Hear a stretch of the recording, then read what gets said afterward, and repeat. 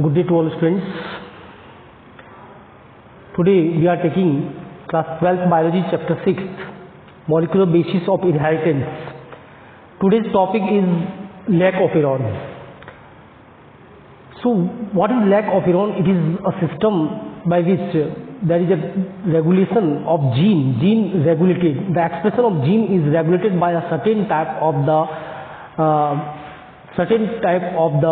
association of gene. Let me discuss what is operon, what is histone, what do you mean by lack of iron one by one. So let us start today's video lecture. Before starting, I request to all friends to subscribe my channel Biology with Pukhraj Vaishnav, share to your all friends and press bell icon for the future notification.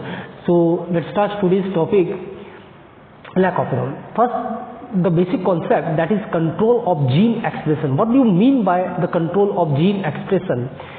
Each cell in human contain all genetic material for the growth and development of human. हर cell के अंदर genetic material होता है growth and development के लिए, और इसके लिए ग्रोथ एंड डेवलपमेंट के लिए जो जेनेटिक मटेरियल है उसको किस तरीके से कंट्रोल करेंगे, कैसे वो एक्सप्रेस करेंगे, उसके बारे में डिस्कस करेंगे.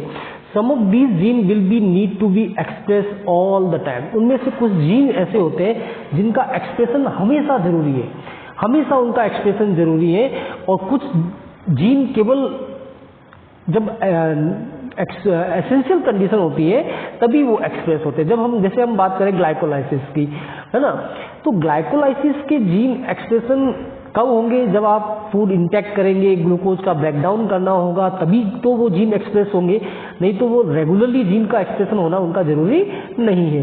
These are the gene that are involve of the vital biochemical process such as respiration. Some of these gene will be need to be express all the time. लेकिन अगर जैसे हम बात करें रेस्पिरेशन के अंदर, तो रेस्पिरेशन के अंदर तो डेफिनेटली आप रेस्पिरेशन तो कंटिन्यूसली कर रहे हैं, उसके अंदर ग्लूकोज ऑक्सीडाइज हो रहा है, तो उस रेफरेंस के अंदर लिया जाएगा कि आप फूड इंटेक कर रहे हैं. जब तो डाइजेस्टिव एंजाइम की जरूरत तो केवल आपको तब पड़ेगी जब आप फूड इंटेक कर रहे हैं, तो वो एंजाइम रेगुलरली एक्सप्रेस करें ये जरूरी नहीं है. लेकिन रेस्पिरेशन के एंजाइम को तो हमेशा 24 आवर्स वर्क करना पड़ेगा, नहीं तो वो रेस्पिरेशन का प्रोसेस कंप्लीट नहीं होगा. यानी कि ग्लाइकोलाइसिस और क्रेब्स साइकिल की जब बात करते हैं तो उनके जो एंजाइम जो उनके अंदर काम आ रहे हैं, उनके एंजाइम को रेगुलरली वर्क करना पड़ेगा. ठीक है. सो ऐसे जीन को जो रेगुलरली वर्क करते हैं उनको कंटिन्यूशन वाले जीन्स के नाम में कैटेगरी में रखा जाता है. Other gene are not express at all time, they are switched on और off at the time.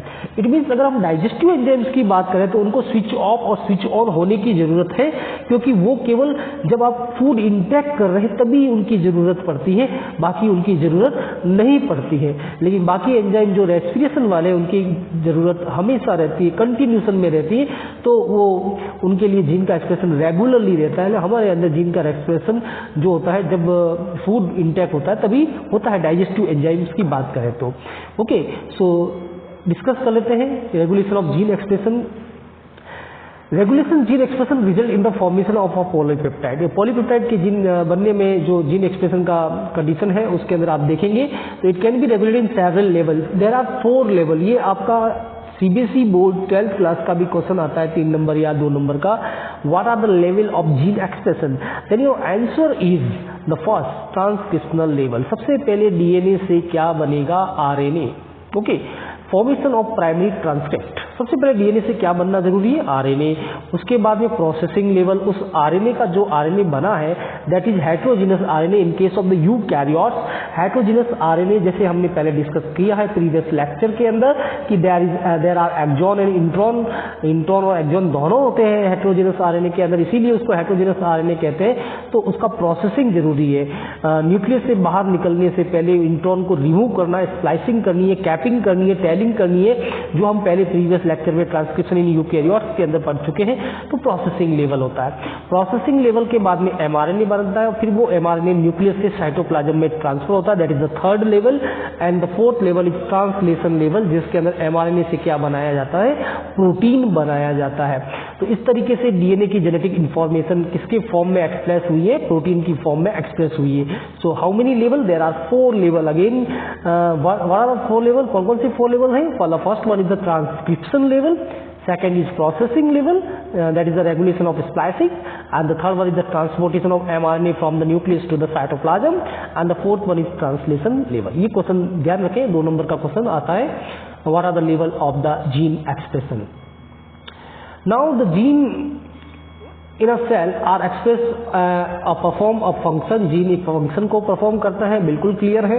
It is metabolic, physiological and environmental condition that regulate the expression of gene. Expression of gene को metabolic condition regulate कर सकती है, physiological condition regulate कर सकती है और environmental condition भी रेगुलेट कर सकती है। An enzyme synthesized by E. coli beta galactoside it is used to catalyze the hydrolysis of a disaccharide lactose into galactose and glucose। The bacteria use them as a source of energy। तो इसमें ये बताया गया है कि जो E. coli bacteria है, E. coli bacteria एक प्रोकैरियोट ऑर्गेनिज्म है और उसके अंदर जैसे आप क्या खा रहे हो, आप ग्लूकोज खा रहे हो, आप कार्बोहाइड्रेट खा रहे हो, आप प्रोटीन खा रहे हो, आप फैट खा रहे हो, उसी तरीके से बैक्टीरिया लैक्टोज इंटेक्ट करता है। Lactose is the food for the E coli. तो लैक्टोज को ब्रेक डाउन करने के लिए डाइजेस्टिव एंजाइम्स कौन सा है उसके अंदर डाइजेस्टिव एंजाइम्स है बीटा गैलेक्टोसाइड। और बीटा गैलेक्टोसाइड जो एंजाइम है वो लैक्टोज को, जो कि ई कोलाई का खाना है, ई कोलाई के अंदर जो खाना, जो उसका फूड है लैक्टोज, उसको ब्रेक डाउन करेगा। लैक्टोज एक डाइसैकेराइड है, कार्बोहाइड्रेट का डाइमर है और उस डाइसैकेराइड को वो 2 मॉलिक्यूल्स में तोड़ता है, एक का नाम गैलेक्टोज है और एक का नाम ग्लूकोज है। ओके, तो 2 मोनोमर के अंदर तोड़ता है। Okay, now then the development and differentiation of embryo into adult coordinate regulation of expression of several set of gene. The development and differentiation of embryo into adult, embryo से adult बनने के अंदर भी बहुत सारे जीन का expression होता है। तो जीन का एक्सप्रेशन हर एक फंक्शन के लिए जरूरी है। Okay, then in prokaryote, control of rate of transcriptional initiation, the activity of RNA polymerase at a given promoter is in turn regulated by interaction with ancestry protein which affect its ability to recognize start site। So RNA polymerase जो होता है वो RNA polymerase हमेशा आपको पता है कि RNA polymerase transcription में काम आता है, RNA बनने के अंदर काम आता है और वो हमेशा प्रमोटर सीक्वेंस पे जुड़ता है। और प्रमोटर सीक्वेंस में जुड़ने के बाद में आपको ये भी पता होना चाहिए कि प्रमोटर सीक्वेंस से जुड़ने के बाद में ट्रांसक्रिप्शन स्टार्ट होता है। Okay, so these regulatory protein can act as both positively and negatively. यानी जो रेगुलेटरी प्रोटीन होते हैं आरएनए पॉलीमरेज के जुड़ने के साथ साथ में जो रेगुलेटरी प्रोटीन होते हैं वो पॉजिटिवली भी हो सकते हैं, यानी एक्टिवेटर भी हो सकते हैं कि वो एक्टिवेट करें, ट्रांसक्रिप्शन को एक्टिवेट करें, इंड्यूस करें, और नेगेटिव भी हो सकते हैं, रिप्रेसर भी हो सकते हैं, दोनों तरह के हैं।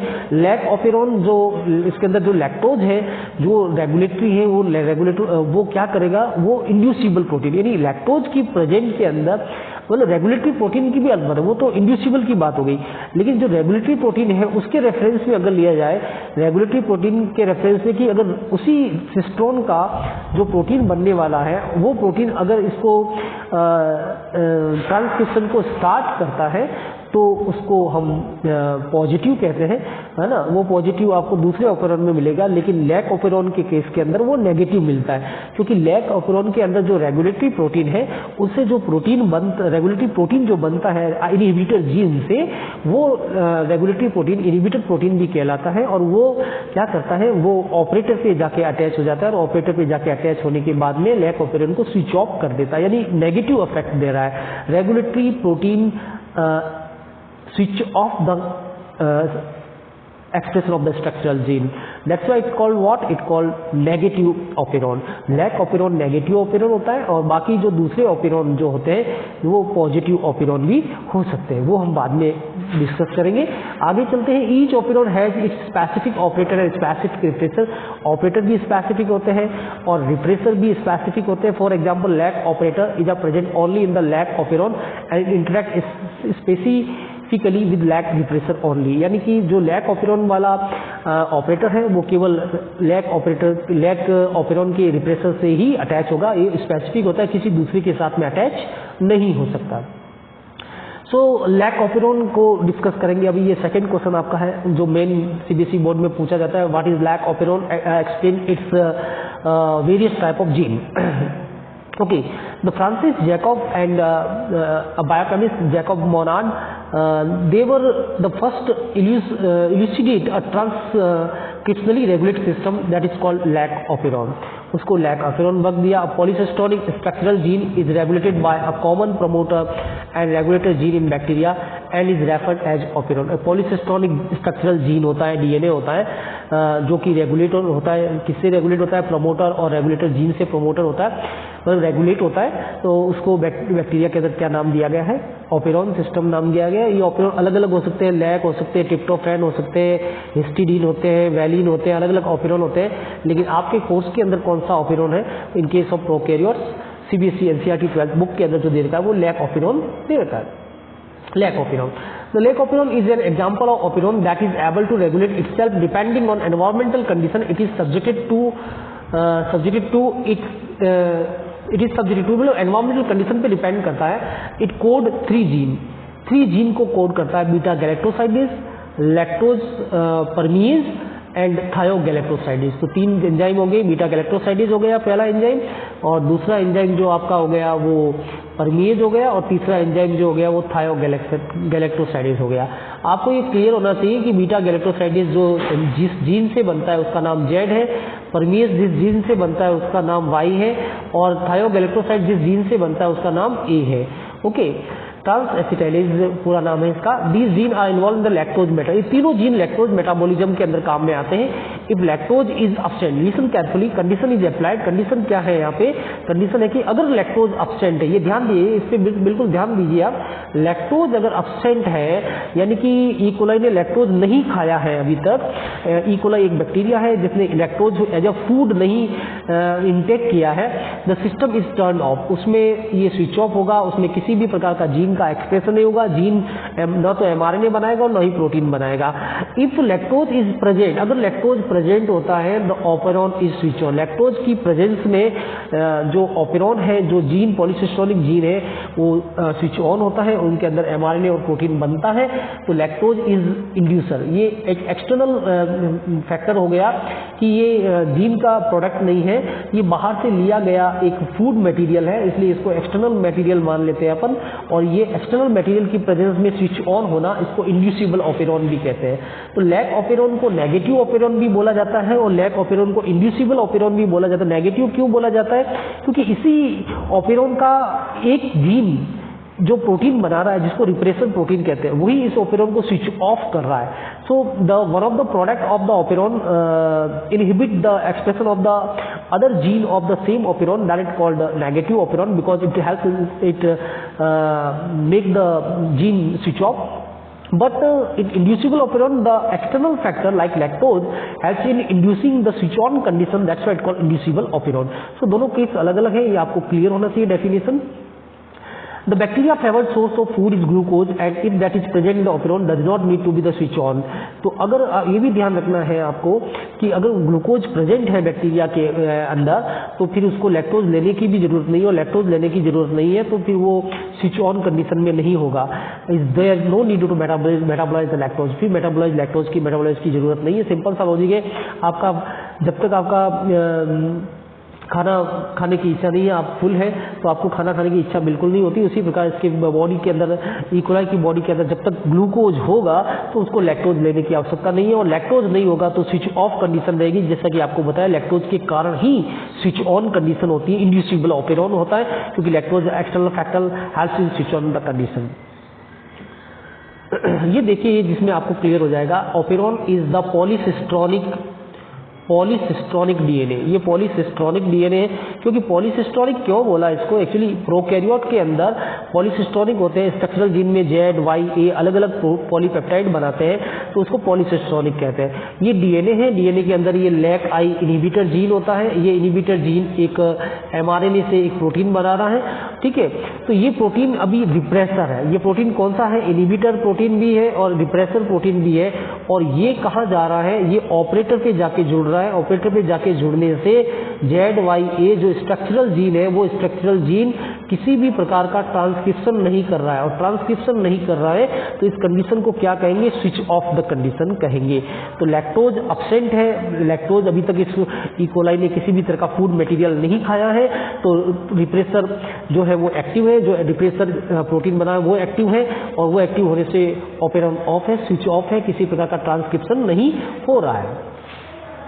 दूसरी कंडीशन लेते हैं कि लैक्टोज खा लिया है ई कोलाई ने, लैक्टोज एक अपने आइसोमर में बदल गया है जिसको एलोलैक्टोज कहते हैं, एलोलैक्टोज इंड्यूसर होता है, और एलोलैक्टोज जो है रिप्रेसर प्रोटीन से जुड़ गया है, और रिप्रेसर प्रोटीन से जुड़ जाने के कारण now it unable to attach और बाइंड विद द ऑपरेटर, अब ऑपरेटर से बाइंड नहीं हो पाएगा क्योंकि ये इनएक्टिव हो चुका है, लैक्टोज के जुड़ने के कारण इनएक्टिव हो चुका है, इसलिए अब ये जेड वाई और ए जो स्ट्रक्चरल जीन है, ये स्ट्रक्चरल जीन एक एमआरएनए बनाएगा जिसको पॉलीसिस्टोनिक एमआरएनए कहेंगे, और पॉलीसिस्टोनिक एमआरएनए से जेड वाला जो पार्ट है वो बीटा गैलेक्टोसाइड एंजाइम बनाएगा, वाई वाला पार्ट परमीएज बनाएगा, और ए वाला पार्ट ट्रांस एसिटाइलेज बनाएगा, इसीलिए इसको पॉलीसिस्टोनिक एमआरएनए कहते हैं। तो लैक्टोज की प्रेजेंट के अंदर ट्रांसक्रिप्शन, ट्रांसलेशन, जीन एक्सप्रेशन होता है, और जीन एक्सप्रेशन होता है इसीलिए इसको क्या कहते हैं बेटा, इसीलिए इसको अपन कहेंगे स्विच ऑन कंडीशन। ओके, इसीलिए इसको क्या कहते हैं, स्विच ऑन कंडीशन कहते हैं।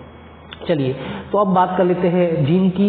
सबसे पहले ऑपरेटर, लैक ऑपेरॉन के अंदर ऑपरेटर का क्या काम है, ऑपरेटर जीन का क्या काम है, binding site of repressor. Repressor हमेशा कहाँ जाके जुड़ेगा, सबसे पहले आपको ये क्लियर होना चाहिए कि ऑपेरॉन कहते किसको है, तो आपको ये चीज क्लियर हो जाना चाहिए कि sir operon is a DNA, operon is a DNA, और उस डीएनए में अलग अलग प्रकार के जीन होते हैं। ठीक है, तो उस डीएनए में कौन कौन से जीन होते हैं, पहला ऑपरेटर जीन।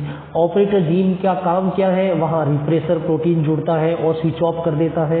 ओके, दूसरा जीन कौन सा है, प्रमोटर। प्रमोटर पे कौन जुड़ता है, प्रमोटर में स्विच ऑन कंडीशन के अंदर जब लैक्टोज होता है, लैक्टोज की प्रेजेंट में जो स्विच ऑन होता है तो आरएनए पॉलीमरेज एंजाइम जो ट्रांसक्रिप्शन के लिए जरूरी है वो आरएनए पॉलीमरेज एंजाइम कहाँ जुड़ता है, प्रमोटर जीन पे जुड़ता है। Okay, now repressor.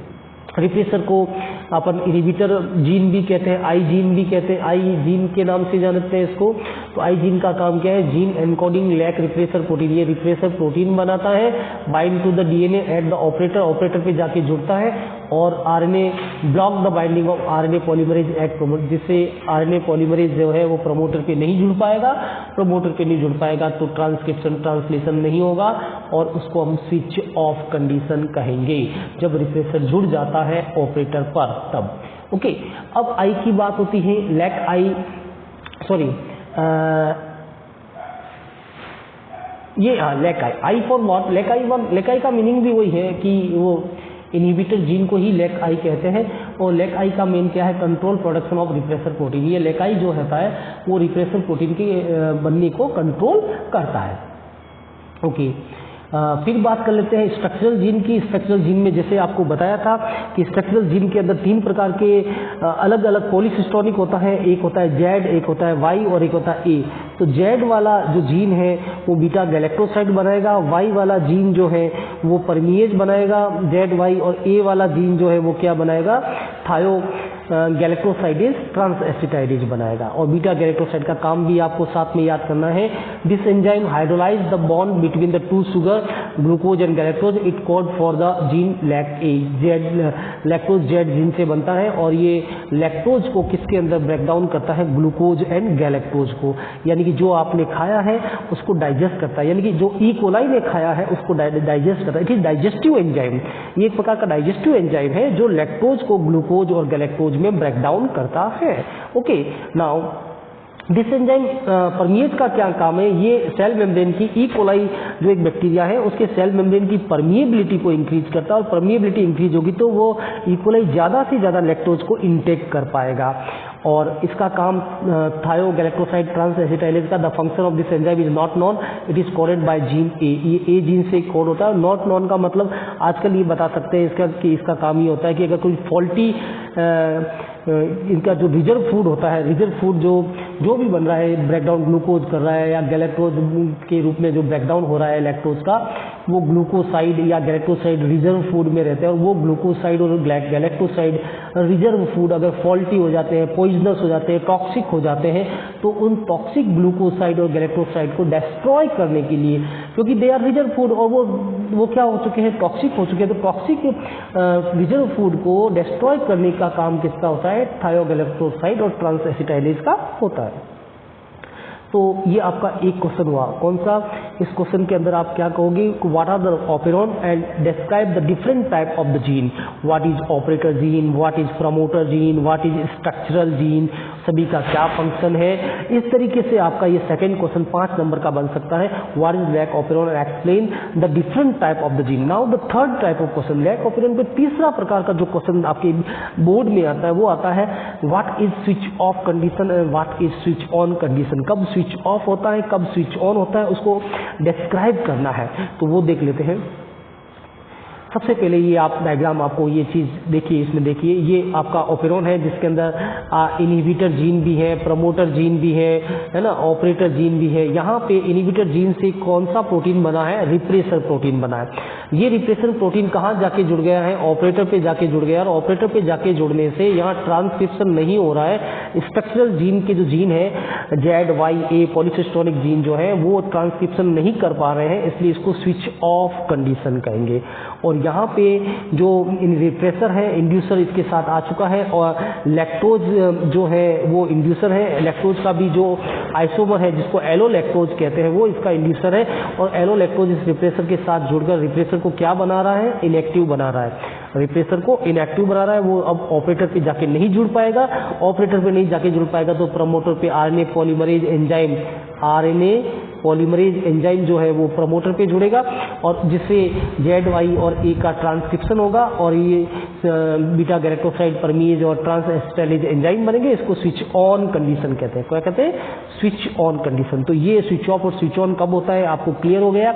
In the absence of lactose, lactose की अब्सेंस के अंदर स्विच ऑफ होता है, और लैक्टोज की प्रेजेंट के अंदर स्विच ऑन होता है। और due to it is switch on in the presence of lactose, so inducer कौन है, inducer is lactose, so this operon is also called inducible operon.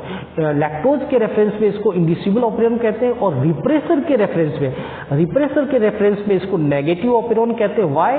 Because it's product, one of the product of the gene inhibit the transcription of another gene को ही inhibit कर रहा है, that's why it called negative. मतलब एक ही operon का, एक gene का product दूसरे जीन के एक्सप्रेशन में क्या कर रहे हैं, इनहिबिशन लेके आ रहे हैं, इसीलिए इसको नेगेटिव ऑपेरॉन कहते हैं with respect to repressor, because repressor is the product of the same gene of operon, है ना। सेम जीन मतलब product of one of the gene of operon which inhibit the another gene. यानी इसमें simple सा है कि operon का एक जीन का प्रोडक्ट दूसरे जीन के फंक्शन में इनहिबिशन लेके आ रहे हैं, इसीलिए इसको नेगेटिव ऑपेरॉन कहते हैं। और लैक्टोज के रेफरेंस में इसको इंड्यूसिबल ऑपेरॉन कहते हैं, क्योंकि लैक्टोज की प्रेजेंस में ऑपेरॉन स्टार्ट होता है, स्विच ऑन होता है, that's why it called inducible operon.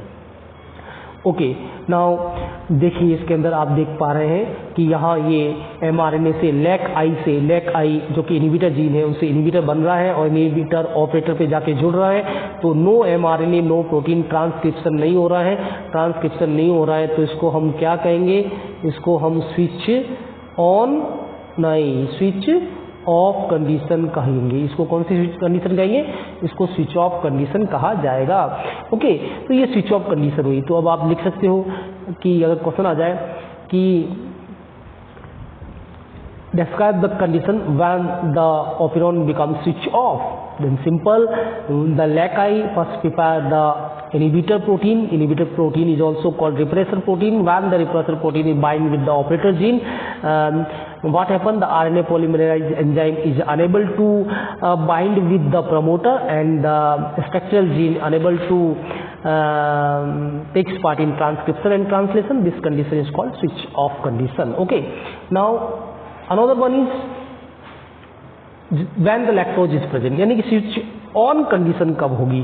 तो तो इसमें भी देख लेते हैं। जब लैक्टोज प्रेजेंट होगा तो जो रिप्रेसर प्रोटीन है, रिप्रेसर प्रोटीन के साथ में कौन जुड़ जाएगा? एलोलैक्टोज। एलोलैक्टोज कौन है बेटा? एलोलैक्टोज एक प्रकार का लैक्टोज का आइसोमर है। जुड़ जाने से कॉन्फॉर्मेशनल चेंजेज होंगे।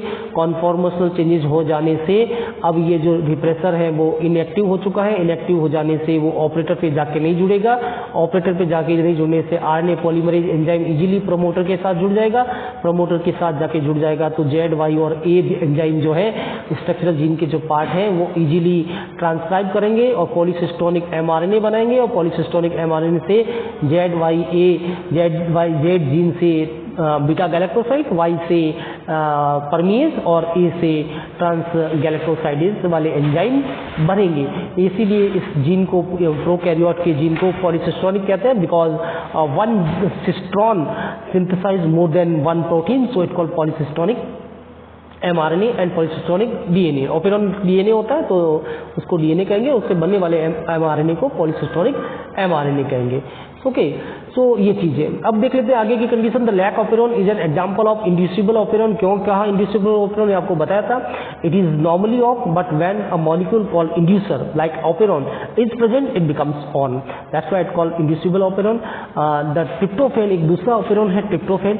ट्रिप्टोफैन ऑपेरॉन के अंदर क्या होता है बेटा? वो सुन लीजिए, उसको रिप्रेसेबल ऑपेरॉन कहते हैं। क्यों कहते हैं? क्योंकि इन the presence of tryptophan, tryptophan की प्रेजेंस में इंड्यूस नहीं होता है, वो रिप्रेस होता है, उल्टा होता है लैक ऑपेरॉन के कंपैरिजन में। But inducible in the presence of tryptophan what happen, it becomes turns off, that's why it called repressible operon. Okay, अब एक दूसरी कंडीशन डिस्कस कर लेते हैं। It get more complicated, the lac operon revisited. Revisited का मतलब क्या होता है कि it is not enough for lactose to be present to inducible the lac operon. केवल लैक ऑपेरॉन का, लैक्टोज का प्रेजेंट होना, लैक ऑपेरॉन को इंड्यूस करना जो है वो सफिशिएंट नहीं है। तो क्या कंडीशन है, किस तरीके से होता है, देख लेते हैं आगे। Glucose is the sugar of choice of E. coli. If glucose is supplied, then the bacteria will preferably break down glucose and lactose. अगर बैक्टीरिया को ग्लूकोज और लैक्टोज दोनों दिया जाए तो बैक्टीरिया किसको प्रीफर करेगा? ग्लूकोज को, क्योंकि अगर लैक्टोज को तो ब्रेक डाउन करना पड़ेगा एंजाइम की हेल्प से, ग्लूकोज को तो ब्रेक डाउन करने की जरूरत नहीं है, तो ग्लूकोज को प्रीफर करेगा। Okay, if glucose is present then the lac operon will repressed. Lac operon जो होगा वो स्विच ऑफ कंडीशन में रहेगा। How does this happen you ask? RNA polymerase has a low affinity to the promoter of the lac operon unless helped by a regulatory protein CAMP receptor protein CRP। RNA polymerase जब तक promoter से नहीं जुड़ सकता, RNA polymerase is a low affinity to the promoter, promoter से जुड़ने की क्षमता उसकी कम रहती है। कब तक? जब वो एक रेगुलेटरी प्रोटीन का हेल्प नहीं ले लेता। और रेगुलेटरी प्रोटीन कौन है? CAMP रिसेप्टर प्रोटीन, जिसको पूरा CRP कहते हैं और इसको CMP रिसेप्टर प्रोटीन है। CRP only become activated if concentration of cyclic AMP is high. अगर बैक्टीरिया के साइटोप्लाज्म में साइक्लिक एडिनोसिन मोनोफॉस्फेट का कंसंट्रेशन ज़्यादा होगा तो CRP जो प्रोटीन है वो एक्टिवेट होगा तो RNA पॉलीमरेज एंजाइम को जुड़ने में हेल्प करेगा। Okay, glucose inhibit the formation of CMP। अगर उसके एनवायरनमेंट में ग्लूकोज है तो वो CMP को बनने नहीं देगा। If the concentration of glucose is high the concentration of CMP is low. Simple सा लॉजिक है। अगर बैक्टीरिया के बॉडी में सेल के अंदर पहले से ग्लूकोज ज़्यादा है तो CMP कम होगा, और अगर बैक्टीरिया के अंदर ग्लूकोज कम है तो CMP ज़्यादा होगा। ये इन्वर्सली रिलेशनशिप होता है। Therefore, if the concentration of glucose and lactose are high, the concentration of CAMP will be low. वो low होता है and CRP will not activated, RNA polymerase will not be able to bind with well to the promoter and the operon will be operating at very low level, almost off। यानी कि जब भी glucose और lactose दोनों होते हैं तो operon of होता है। वो किस तरीके से होगा आपको क्लियर हो गया, क्योंकि जब CMP लो लेवल पे होगा तो CRP बनेगा ही नहीं, और CRP रेगुलेटरी प्रोटीन नहीं बनेगा तो वो अपने RNA पॉलीमरेज को जुड़ने ही नहीं देगा। ओके, फिर ले लेते हैं however if the concentration of glucose is low and lactose is high, glucose कम होता है लैक्टोज हाई होता है तो कंसंट्रेशन ऑफ CMP जो होता है वो ज़्यादा हाई होता है, CRP will be activated, CRP जो होता है वो एक्टिवेटेड हो जाता है and bind to the DNA which promote the RNA polymerase enzyme, उस कंडीशन में ट्रांसक्रिप्शन स्टार्ट होता है, स्विच ऑन कंडीशन हो जाती है।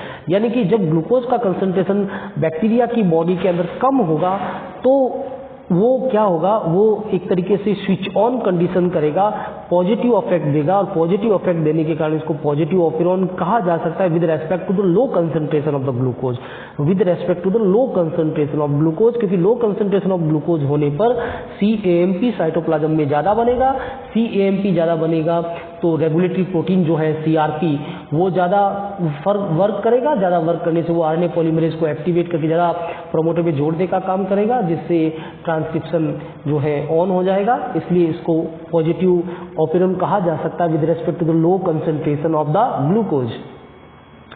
ये देखिए इसके अंदर आपको बताया है कि अगर ये जो बॉडी में ग्लूकोज कम है तो CAMP CRP बनाता है ना, रेगुलेटरी प्रोटीन बनाता है, वो CRP बाइंडिंग साइट पे जाके जुड़ता है और वो फिर क्या करता है कि RNA पॉलीमरेज को प्रमोट करता है प्रोमोटर सीक्वेंस पे जुड़ने के लिए, जिसके अंदर ट्रांसक्रिप्शन ऑन हो जाता है यानी स्विच ऑन करता है, इसीलिए इसको पॉजिटिव ऑपिरॉन कहते हैं। तो आप ध्यान रखिए अगर क्वेश्चन आ जाए कि भाई lac operon is negative but lac operon को पॉजिटिव ऑपिरॉन भी कहा जा सकता है, कब कहा जा सकता है, तो आप कहना कि लैक ऑपिरॉन नेगेटिव हो सकता है, कब होगा कि with respect to the repressor protein lac operon is negative but when there is a low concentration of the glucose in the cytoplasm of the E. coli then it become positive. Why? Because the low concentration of glucose promote the transcription. Okay, so इस case में ये positive ऑपिरॉन बन सकता है। Okay, अब एक tryptophan ऑपिरॉन ले लेते हैं जो कि अपने यूकैरियोट्स के अंदर भी मिल सकता है, प्रोकैरियोट्स में भी, जैसे प्रोकैरियोट्स के अंदर ट्रिप्टोफैन ऑपिरॉन प्रोकैरियोट्स के अंदर रहता है। देख लेते हैं पहले इसको। एग्जांपल ऑफ रिप्रेसेबल प्रोटीन, ये भी एक रिप्रेसेबल प्रोटीन है, इंड्यूसिबल नहीं है क्योंकि लैक ऑपिरॉन में लैक्टोज की प्रेजेंस में क्या था, ऑन था, अब ये ट्रिप्टोफैन की प्रेजेंस में क्या हो जाएगा, ऑफ, इसलिए इसको रिप्रेसेबल प्रोटीन ऑपिरॉन कहते हैं। इसके अंदर लैक ऑपिरॉन में 3 जीन थे ZYA, इसके अंदर 5 है ABCDE involve in the production of amino acid tryptophan, है ना, वो ट्रिप्टोफैन अमीनो एसिड बनाने में काम आता है। Another gene tryptophan are produce an inactive repressor protein accumulate of the end product represses synthesis of enzyme. Tryptophan bind to the inactive repressor protein it at allostatic site. The conformational changes the repressor plus protein complex bind to the operator repressing operand. Tryptophan can accumulate due to the internal production or from external source. यहाँ पे उल्टा हो रहा है, वहाँ जो repressor था वो एक्टिव था और लैक्टोज के जुड़ने के कारण वो पैसिव हो गया था, यह उल्टा है, यहाँ पे रिप्रेसर इनएक्टिव है और ट्रिप्टोफैन के जुड़ने के कारण एक्टिव हो जाएगा, बिल्कुल उल्टा, ठीक है ना, और ट्रिप्टोफैन के जुड़ने के कारण एक्टिव हो जाएगा तो वो स्विच ऑफ कर देगा, इसीलिए इसको रिप्रेसेबल ऑपिरॉन कहा जाता है ना, ये आप ध्यान रखें। Remember E. coli is found in the intestine of humans, so if you eat tryptophan rich meal this will accumulate in the bacteria and turn off the operon. अगर जैसे E. coli जो है वो इंटेस्टाइन में रहते हैं, अगर अपन tryptophan rich मील खाते हैं तो वो क्या करेगा, बैक्टीरिया में जो एक्यूमुलेट हो जाएगा और टर्न ऑफ कर देगा क्योंकि रिप्रेसेबल ऑपिरॉन है। Why waste resources when a supply of this amino acid is ready available, ठीक है, तो उसको वेस्ट रिसोर्सेज में नहीं डालना है, उसको अपन को ध्यान रखना है इस प्रोसेस कैसे होता है। चलो अब आगे बात कर लेते हैं, जैसे ये दे रखा है ट्रिप्टोफैन का इंड्यूसिबल ऑपिरॉन है, आपके CBSE के अंदर NCERT में नहीं दे रखा है, ये आपके कोर्स में नहीं है लेकिन नाम लिखा हुआ है ट्रिप्टोफैन ऑपिरॉन, इसलिए थोड़ा इसको ज़्यादा डिस्कस किया है। तो ये ध्यान रखें कि ये यहाँ पे आप देख रहे हैं इस कंडीशन में ये mRNA बन रहे हैं, ट्रिप्टोफैन रिप्रेसर फ्री ट्रिप्टोफैन, यहाँ पे ट्रिप्टोफैन की जब अब्सेंट था तब तो स्विच ऑन था और ट्रिप्टोफैन की जब प्रेजेंट थी तो स्विच ऑफ हो गया, यानी कि उल्टा होता है, लैक ऑपिरॉन का जस्ट ऑफ उल्टा होता है, ठीक है। तो ये दूसरे प्रकार का ऑपिरॉन है ट्रिप्टोफैन ऑपिरॉन, जो दूसरा ये भी E. coli में पाया जाता है। इसके अलावा यूकैरियोट्स में देख लेते हैं, यूकैरियोट्स के अंदर किस तरीके से होता है, मच मोर कॉम्प्लेक्स, अभी तक हमने प्रोकैरियोट्स में डिस्कस किया था, यूकैरियोट्स में क्या होता है, much more complex takes human for example, every cell have some DNA with the same information, this is known as the genetic totipotency। हर एक सेल में DNA सेम DNA होता है, उसको जेनेटिक टोटिपोटेंसी कहते हैं। Almost all eukaryotic gene must be shut off in order to allow for cell normal function, normal function करने के लिए पहले शट ऑफ होते हैं। Liver cell can not have gene for lung cell running not can it. It means का हर एक का स्पेसिफिक होता है। लीवर सेल के अंदर जीन लीवर की फंक्शनिंग के होते हैं, जन की लंग्स के अंदर लंग्स की फंक्शनिंग के होते हैं, वो अलग अलग रहता है। Usually every gene has more than one gene regulator all of which must be on for the gene to the function. एक एक्स्ट्रा होता है जो कि जीन को ऑन करने के लिए जरूरी रहता है, रेगुलेट करने के लिए जरूरी रहता है। चलिए अब बात कर रहे थे adapting to the environment. E coli environment के अंदर कैसे एडेप्ट होगा। तो अभी तक हमने जो ऑपरेंड डिस्कस किया उसमें 3 क्वेश्चन बनते हैं। पहला कितने लेवल होते हैं जो पहली स्लाइड में देखा था। उसके बाद में लेक ओपेरॉन के अंदर ओपेरॉन का डेफिनेशन क्या है, उसमें कौन कौन से टाइप के जीन होते हैं उनका एक्सप्लेनेशन दो। फिर स्विच ऑन कब होता है और स्विच ऑफ कब होता है, ये टाइप के क्वेश्चंस बनते हैं। अब एडेप्टिंग द एनवायरनमेंट की बात कर लेते हैं। E coli can use either glucose which is monosaccharide और लैक्टोज विच इज डायसेक्राइड। तो किसको प्रीफर करेगा, ग्लूकोज को, क्योंकि लैक्टोज को तो डाइजेस्ट करना पड़ेगा। However lactose need to be hydrolyse, इसलिए ग्लूकोज और लैक्टोज दोनों की प्रेजेंस में वो क्या प्रीफर करेगा, glucose. So the bacterium prefer use glucose when it can. 4 situation हो सकती है इसके अंदर, देखिए कौन सी। When glucose is present lactose is absent, glucose present हो और लैक्टोज इज एब्सेंट हो, लैक्टोज एब्सेंट हो तो इसमें क्या हो सकता है, the E coli does not produce beta galactoside, है ना, क्योंकि ग्लूकोज प्रेजेंट है, ज्यादा ग्लूकोज की प्रेजेंट में तो ऑफ कंडीशन हो जाती है, आपको पता है। Okay, when glucose is present lactose is present तो भी क्या होगा, ऑफ होगा, क्योंकि ग्लूकोज उसके पास में प्रेजेंट है, उसको ग्लूकोज की आवश्यकता नहीं है। When glucose is absent and lactose is present तो भी ऑफ होगा, क्योंकि लैक्टोज क्या कर रहा है कि लैक्टोज ग्लूकोज लैक्टोज दोनों एब्सेंट है तो भी ऑफ होगा, क्योंकि उसके अंदर इंड्यूसिबल मॉलिक्यूल नहीं आ रहा है, और ग्लूकोज एब्सेंट और लैक्टोज प्रेजेंट है तो वो इंड्यूसर का वर्क करेगा और ऑपरेंट को स्टार्ट कर देगा, तो इसमें बीटा गैलेक्टोसाइड बनेगा।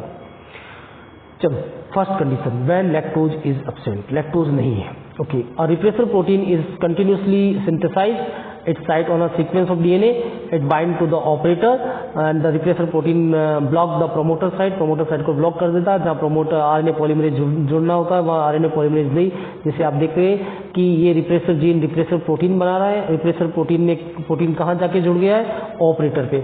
अब ये ऑपरेटर पे जाके जुड़ गया है तो आरएनए पॉलीमरेज एंजाइम कहाँ जाके नहीं जुड़ पाएगा, आरएनए पॉलीमरेज प्रमोटर पे जाके नहीं जुड़ पाएगा, क्योंकि उसने साइट को ब्लॉक कर रखा है, तो लैक ऑपेरॉन का एक्सप्रेशन नहीं होगा, स्विच ऑफ होगी कंडीशन। तो ध्यान रखें, क्वेश्चन ये भी आता है what happen when lactose is absent, तो इस तरीके से आपको एक्सप्लेन करना है। सेकेंड कंडीशन में देख रहे हैं when lactose is present, lactose present है तो क्या होगा।